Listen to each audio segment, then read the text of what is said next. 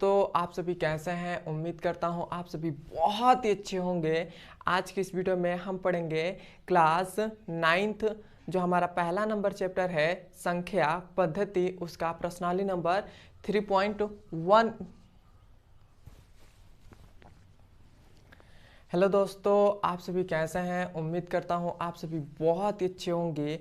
आज की इस वीडियो में हम पढ़ने वाले हैं क्लास 9th मैथ जो हमारा पहला नंबर चैप्टर है संख्या पद्धति, उसका प्रश्नावली नंबर 1.3 का आज का यह पहला लेक्चर है। और इस वीडियो में हम पढ़ेंगे दशमलव प्रसार को P/Q के रूप में व्यक्त करने की विधि। पहले नंबर पर ये सीखेंगे और दूसरे नंबर पर हम सीखेंगे प्रश्नावली 1.3 का उदाहरण संख्या 6 से लेकर उदाहरण संख्या 9 तक के हम सभी सवाल हल करेंगे।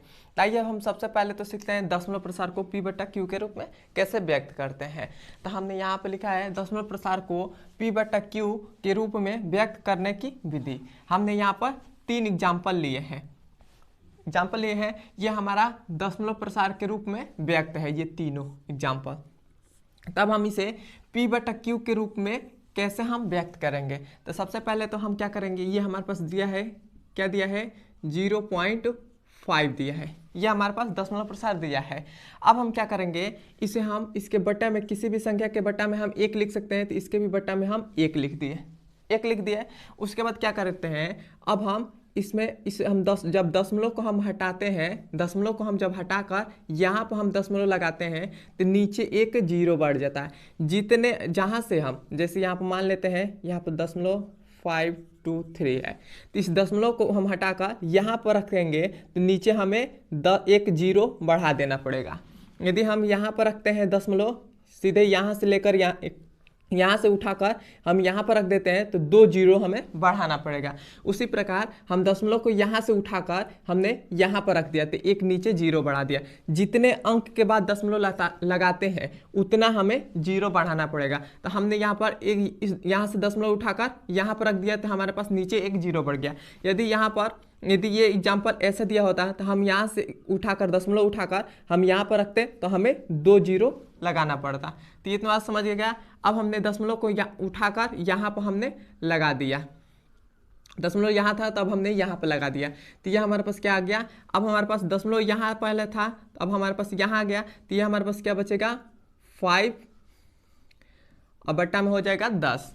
ऊपर तो बचेगा 5 और नीचे हो जाएगा 10। अब हम इसे काटेंगे तो क्या कटेगा, 5 × 5 और 5 दूना 10, तो यह हमारे पास कितना आ गया 1/2 आ गया। अब ये 1/2 हमारा P/Q के रूप का है कि नहीं, ये P/Q के रूप में है और यही हमारा आंसर हो जाएगा इसका। अब हम इसको करते हैं।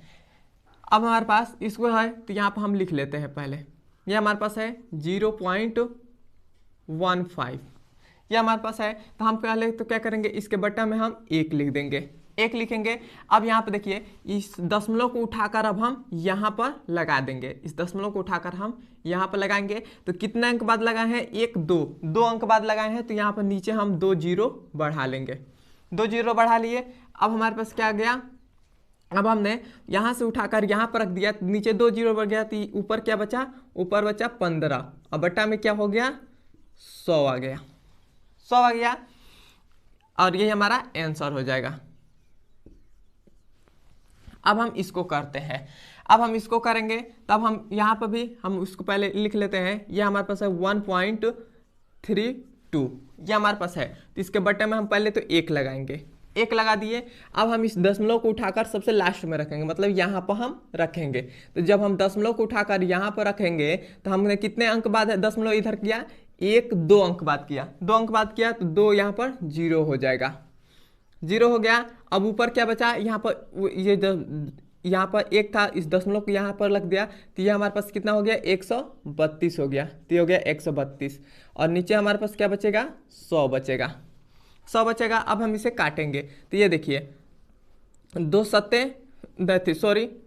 छक्के 12, 1 इसमें बचा है तो 1 इसमें जाएगा तो ये क्या हो जाएगा 12 हो जाएगा, तो ये भी हो जाएगा 2 छक्के 12। इसे 2 से काटेंगे तो 2 5 10 और 0 है तो उतरा गया, तो ये हमारे पास कितना बच गया 66 और नीचे 50 इतना बच गया। अब फिर से हम इसे काटेंगे, तो इसे हम काटेंगे तो हमारे पास फिर से 2 से काट रहे हैं, तो 2 तिया 6 और 2 तिया 6 कट गया।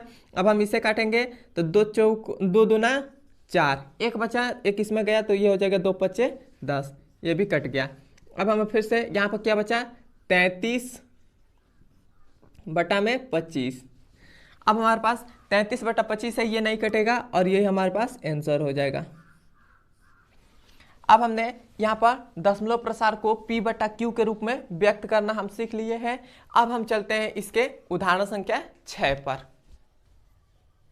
यह हमारे पास उदाहरण संख्या 6वां है और यह हमारे पास उदाहरण संख्या 7वां है। आइए अब हम देखते हैं कि ये दोनों सवाल हमसे क्या कह रहा है। पहले हम तो उदाहरण संख्या 6 देखेंगे। उदाहरण संख्या 6 हमसे कह रहा है दिखाइए कि 3.142678 एक परिमेय संख्या है, दूसरे शब्दों में 3.142678 को P बटा Q के रूप में व्यक्त कीजिए जहां P और Q पूर्णांक है और Q नॉट इक्वल टू 0 है। तो हम इसे P बटा Q के रूप में व्यक्त करेंगे सबसे पहले, तो हमारे पास ऑटोमेटिक यह परिमेय संख्या हो जाएगा। तो हमारे पास यहाँ पर 6वां का हल है, संख्या 6।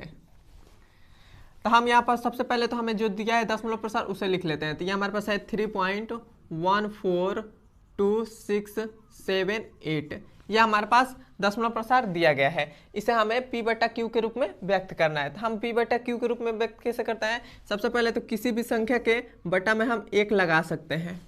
यहाँ पर हमने 1 लगा दिया। उसके बाद हम क्या करेंगे, इस जो हमारे पास यहाँ पर दशमलव दिया गया है, ये दशमलव दे दिया गया है, इसको हम सबसे लास्ट में लेकर आएंगे। तो जब हम इस दशमलव को यहाँ से उठाकर यहाँ लेकर आएंगे तो क्या करते हैं, यदि हम इनको गिन लेते हैं 1 2 3 4 5 6 है, 6 संख्या बाद इधर आ रहा है, तो यहाँ पर नीचे जो हमारे पास है यहाँ पर 6 जीरो बढ़ जाएगा।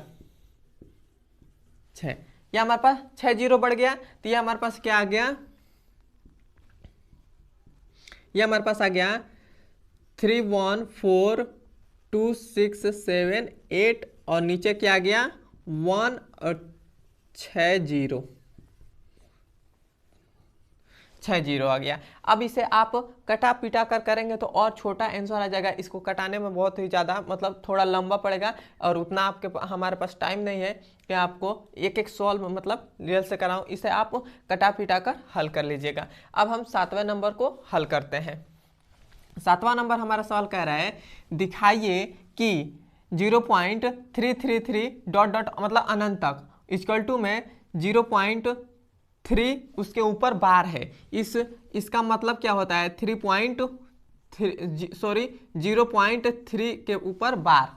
इसका मतलब क्या होता है, यदि किसी भी संख्या के मतलब मान लेते हैं 0.4 है, इसके ऊपर बार लग गया है, तो इसका मतलब होता है बार का मतलब होता है 0.4444 ऐसे अनंत तक जा रहा है, मतलब बहुत ही बार 44 ऐसे अनंत तक आगे लगता है, 4444 आता ही जाएगा, मतलब अनंत तक जाएगा। ये जो सिंबल है यह अनंत का सिंबल होता है।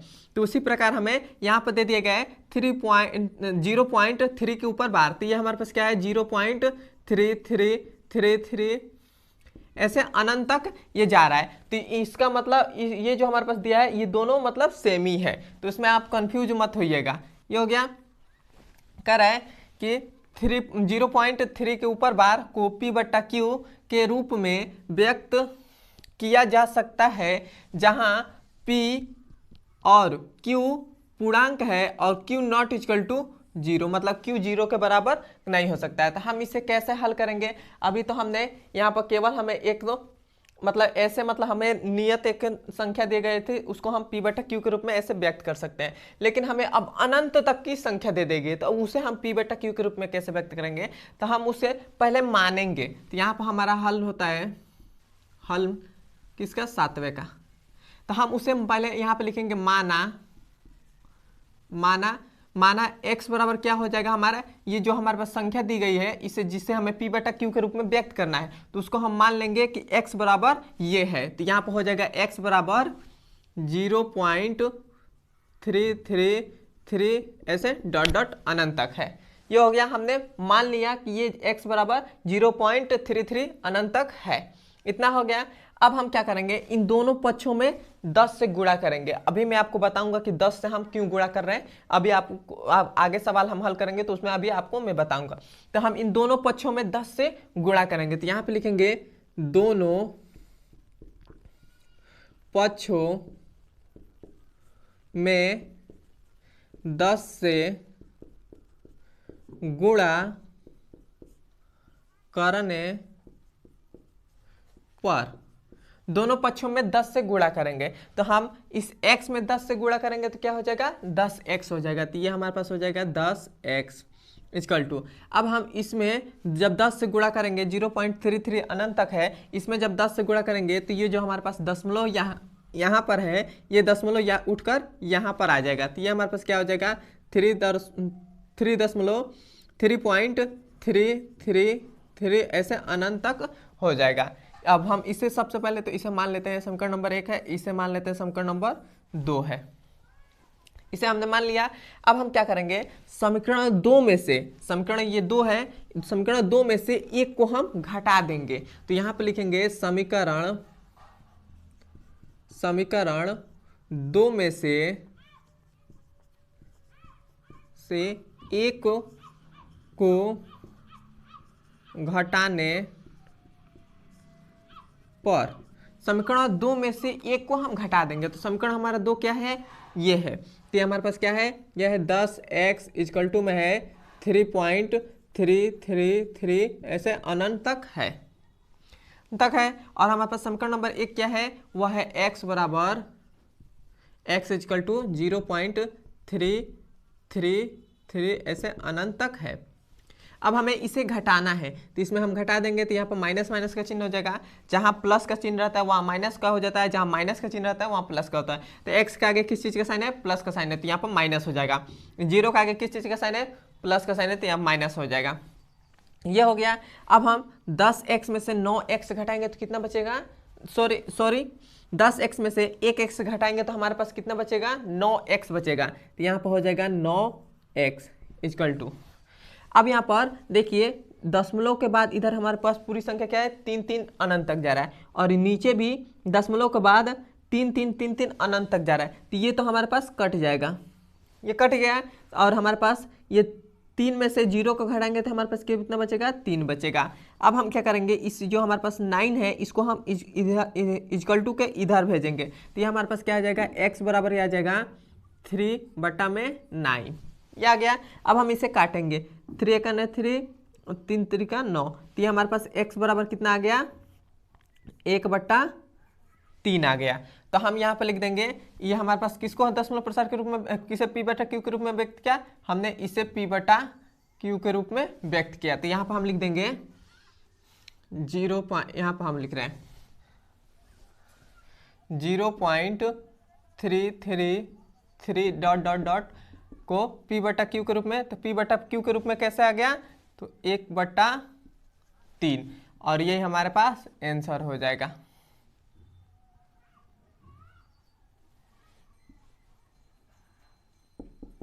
यहाँ तक आपको समझ में है तो कमेंट में बताएं, और वीडियो आपको कैसा लग रहा है ये भी बताएं। अब हम चलते हैं इसके उदाहरण संख्या 8वां और 9वां पर।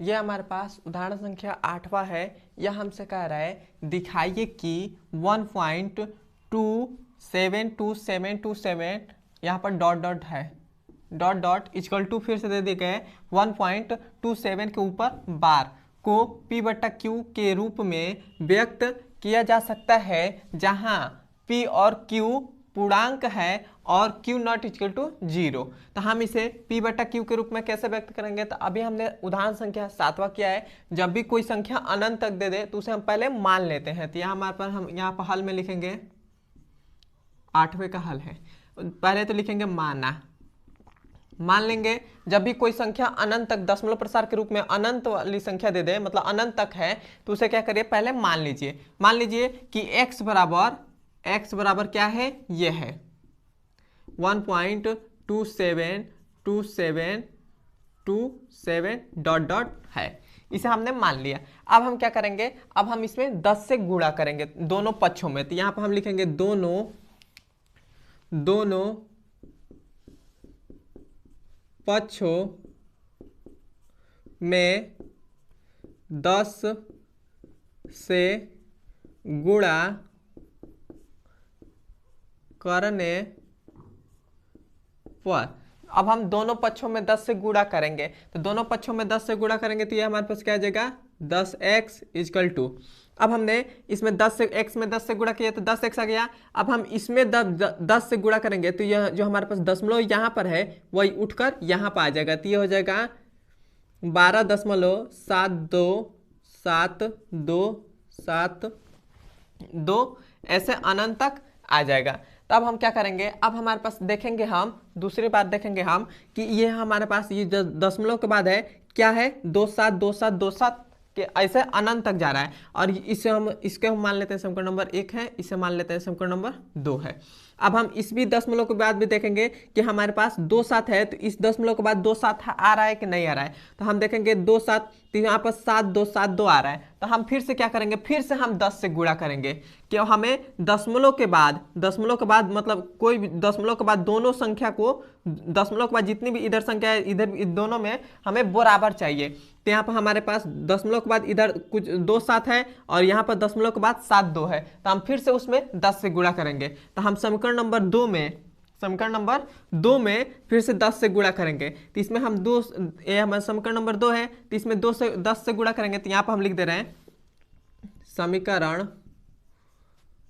2 में, ये हमारे पास समीकरण 2 है, तो 2 में 10 से गुणा करने पर, समीकरण नंबर 2 में भी 10 से गुणा करेंगे, तो ये हमारे पास क्या आ जाएगा 10 से 10 में गुणा करेंगे तो कितना हो जाएगा 10 10 के 100 हो जाएगा, तो ये हो जाएगा 100x हो जाएगा इक्वल टू, यहाँ पर फिर से हम 10 से गुणा किए तो यहाँ पर हमारे पास दशमलव है वो यहाँ पर आ जाएगा, तो ये हो जाएगा 127.2727 फिर से 2 7 ऐसे अनंत तक है, इसे हम मान लेंगे समीकरण नंबर 3 है हमारा, समीकरण नंबर 3 हमने मान लिया।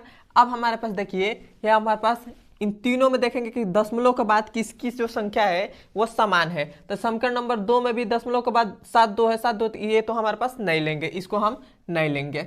अब हम देखेंगे समीकरण नंबर 1 में 2 7 है 2 7 है दशमलव के बाद, और समीकरण नंबर 3 में भी 2 7 है 2 7 है, तो हम समीकरण नंबर 3 में से 1 को घटा देंगे, तो यहाँ पर हम लिखेंगे समीकरण 3 में से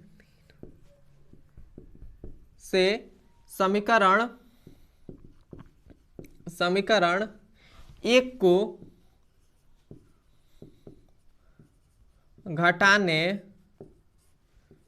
पर, समीकरण 3 में से 1 को घटा देंगे, तो हमारे पास समीकरण नंबर 3 क्या है वो है 100x इक्वल टू 127.2727 ऐसे अनंत तक है, यह हमारे पास समीकरण नंबर 3 है। समीकरण नंबर 1 क्या है वह है x बराबर 1, यहाँ पर हम लिख रहे हैं 1.272727 ऐसे अनंत तक है, ये हमारे पास है।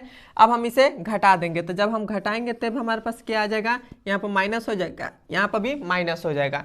अब देखिए यहाँ पर दशमलव के बाद 2 7 है 2 7, और इधर भी दशमलव के बाद 2 7 है, तो ये हमारे पास कट जाएगा मतलब घटाएंगे भी तो 0 आ जाएगा, तो उसका हमारा कोई वैल्यू नहीं रहता है, तो उसको हम नहीं लिख रहे हैं। अब देखिए 7 में से 1 को घटाएंगे तो कितना बचेगा 6 बचेगा, तो यहाँ पर हो गया 6, 2 है तो 2 हो गया, 1 है तो 1 हो गया, यहाँ पर इक्वल टू है तो इक्वल टू। अब हम 100 में से 100x में से 1x घटाएंगे तो हमारे पास कितना आ जाएगा 99x आ जाएगा, तो ये हो जाएगा 99x आ गया। अब हम इसको 99 को इधर हम भेजेंगे, इक्वल टू के इधर भेजेंगे, इसको इधर भेजेंगे, तब हमारे पास क्या आ जाएगा, यह हमारे पास आ जाएगा x बराबर 126 और बटा में क्या आ जाएगा 99 आ गया। अब हम इसे काटेंगे, तो काटेंगे तब हमारे पास क्या आ जाएगा, यहाँ पे देखिए 3 चौको 12 और 3 दूना 6, तो हो गया 6, 42 आ गया। और ये देखिए 3 तिरिका 9 और 3 तिरिका 9, ये हमारे पास आ गया 42/33, तो x का मान हमारे पास कितना आ गया 42/33, तो यहाँ पर हम लिख देंगे, यहाँ पर हमें क्या ने व्यक्त किया 1.272727 डॉट डॉट डॉट, तो इसको हम P बटा Q के रूप में क्या लिखे हैं 42/33, यह हमारे पास, और यही हमारे पास आंसर हो जाएगा। अब हम उदाहरण संख्या 9 को हल कर रहे हैं, इस द्वारा हम कर रहे हैं, यहाँ पर हल है 9 का। अब हमसे भी इसमें भी हमें कह रहा है कि इसे P बटा Q के रूप में व्यक्त कीजिए, अभी अनंत तक है तो इसे भी हम पहले मानेंगे, तो यहाँ पर लिखेंगे माना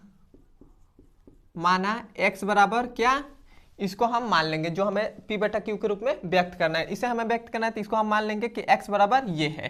तो यहाँ हमारे पास क्या आ जाएगा, x बराबर 0.235 ऐसे अनंत तक है, ये हमारे पास हो गया। अब हम इसमें भी 10 से हम गुणा करेंगे, तो यहाँ पे लिखेंगे दोनों पक्षों में 10 से गुणा करेंगे, तो यहाँ पे लिखेंगे दोनों पक्षों में 10 से गुणा करने पर, दोनों पक्षों में 10 से गुणा करेंगे तो यहाँ हमारे पास क्या आ जाएगा 10x और इक्वल टू, यहाँ पर 10 से गुणा करेंगे तो यहाँ हमारे पास यहाँ पर आ जाएगा दशमलव, जो यहाँ पर है वह यहाँ पर आ जाएगा, तो ये हो जाएगा 2.35 ऐसे अनंत तक हो जाएगा। इसे मान लेंगे समीकरण नंबर 1, इसे मान लेंगे समीकरण नंबर 2, ये हो गया। अब देखिए, अब हम देखेंगे कि हमारे पास जो दशमलव के बाद हमारी जो संख्या है वो समान आ रहा है कि नहीं। तो यहाँ पे देखिए दशमलव के बाद हमारे पास 2 3 5 आ रहा है, और इधर हमारे पास दशमलव के बाद 3 5 3 5 आ रहा है, तो हम फिर से इसमें भी 10 से गुणा करेंगे। तो यहाँ पे लिखेंगे समीकरण 2 में 10 से गुणा करने पर, समीकरण नंबर 2 में 10 से हम गुणा करेंगे, तो समीकरण नंबर हमारा 2 क्या है, इसमें 10 से गुणा करेंगे तो ये हमारे पास कितना हो जाएगा 100 हो जाएगा। 10 का जब 10x में 10 से हम गुणा करेंगे तो कितना हो जाएगा 100x हो जाएगा, और इक्वल टू यहाँ पर फिर से 10 से गुणा करेंगे तो ये जो दशमलव ये यहाँ पर आ जाएगा, तो ये हो जाएगा 23.535 ऐसे अनंत तक जाने लगेगा, यहाँ पर ऐसे अनंत तक जाने लगा। इसे मान लेंगे समीकरण नंबर 3। अब हम फिर से देखेंगे कि ये हमारे पास दशमलव के बाद 5 3 5 3 कहाँ आ रहा है, इसमें किसी में आ रहा है, किसी में भी नहीं आ रहा है, तो फिर से हम 10 से गुणा करेंगे। तो यहाँ पर लिखेंगे समीकरण नंबर 3 में, तो यहाँ पर लिखेंगे समीकरण 3 में 10 से गुणा करने पर, समीकरण नंबर 3 में 10 से फिर से गुणा करेंगे, तो 100 में 10 से गुणा करेंगे तो कितना हो जाएगा 1000 हो जाएगा, तो ये हो जाएगा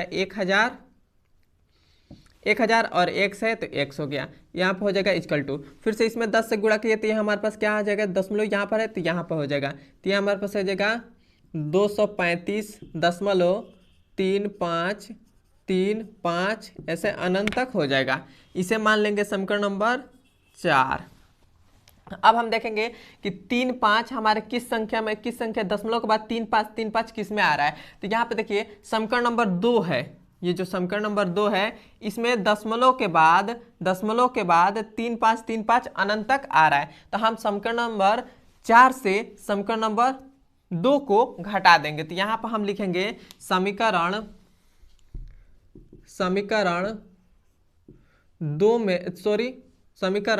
4 में से समीकरण 2 को घटाने पर, समीकरण 2 में से समीकरण 4 में से 2 को घटा देंगे, तो घटाएंगे तो ये हमारे पास कितना आ जाएगा, समीकरण नंबर 4 क्या है, वह है 1000x इक्वल टू, यहाँ पर क्या है 235.35 ऐसे अनंत तक है, यह है। और समीकरण नंबर 2 क्या है हमारे पास, तो समीकरण नंबर 2 है 10x इक्वल टू में है 2.3535 ऐसे अनंत तक है, ये हमारे पास है। अब हम इसे घटा देंगे, यहाँ पर हमने नहीं लिखा थे, हम इसको अब घटा देंगे, तो घटाएंगे तो यहाँ पर माइनस हो जाएगा, यहाँ पर भी माइनस हो जाएगा। अब देखिए 1000x में से 10x घटाएंगे तो हमारे पास कितना आ जाएगा, 990x आ जाएगा इक्वल टू। अब देखिए हमारे पास दशमलव के बाद 3535, इधर भी दशमलव के बाद 3535, तो हमारे पास कितना हो जाएगा, 0 हो जाएगा। तो 0 का कोई वैल्यू नहीं होता, तो इसको 0 को नहीं लिख रहे हैं। अब हम 5 में से 2 को घटाएंगे तो हमारे पास कितना बचेगा, 3 बचेगा, तो ये हो गया 3 है तो 3 हो गया, 2 है तो 2 हो गया, ये हमारे पास आ गया। अब हम यहाँ पर लिखेंगे x बराबर, हम 990 को इधर भेज देंगे, तो x बराबर हमारे पास क्या आ जाएगा, 233/990 आ गया। अब आप इसे कटाइएगा, और कटा कर देखिए कि कितना आंसर आ रहा है, और वो आंसर आप कमेंट में मुझे बताइए कि हमें लगे कि आप मेरे साथ सवाल को हल भी कर रहे हैं और सवाल आपको समझ में आ रहा है। तो इसका ये जो हमारे पास 233.990 है, इसका आप आंसर, इसको कटाकर आप कमेंट में बताइए कि इसका आंसर कितना आया है। और यहाँ तक आपको समझ में आया है तो कमेंट में बताइए, और हमारे चैनल पर नए हैं तो सब्सक्राइब भी कर दीजिएगा। और अभी तक ने